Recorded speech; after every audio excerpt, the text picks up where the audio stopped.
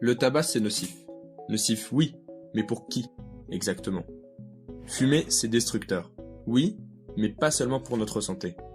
Le processus est en réalité beaucoup plus long et commence bien en amont. Car la cigarette, avant de la fumer, il faut la produire. Le point de départ, c'est cette plante, la Nicotiana tabacum. Cette jolie plante tropicale a besoin de beaucoup d'espace pour se développer. Et de l'espace, on va lui en trouver. Pour cela, on va alors détruire chaque année 200 000 hectares de forêt primaire. Et tant pis pour les animaux dont c'était l'habitat naturel. Et tant pis pour les populations autochtones dont c'était les terres ancestrales. Hélas, le terrain à lui seul ne suffit pas. Car contrairement aux apparences, la Nicotiana tabacum est une plante fragile. Il faut donc lui préparer le terrain avant la plantation en détruisant tous les organismes considérés comme nuisibles pour elle. La méthode utilisée?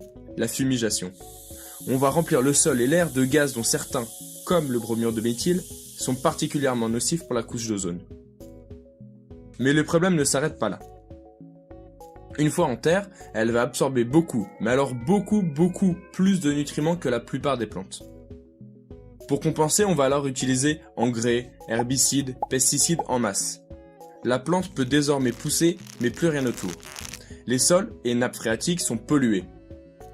La vie aquatique de nombreux insectes et animaux sont en danger.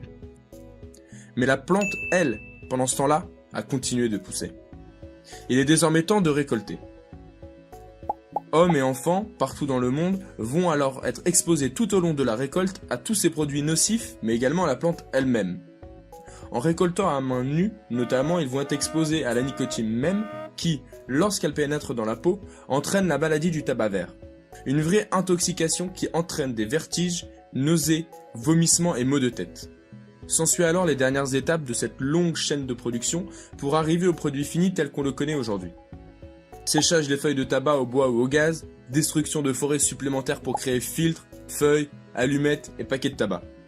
Expérimentation sur des animaux forcés à avaler pendant des heures les fumées du tabac. Et enfin, acheminement dans chaque commerce entraînant toujours un peu plus de pollution. À l'échelle mondiale, le commerce du tabac est un vrai désastre écologique. Il concerne tous les continents et affecte chaque pan de la vie. Et tout ça pourquoi ?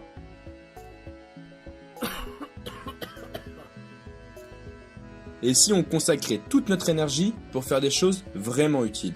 Et si tout cet espace, on s'en servait non pas pour la destruction mais pour la création?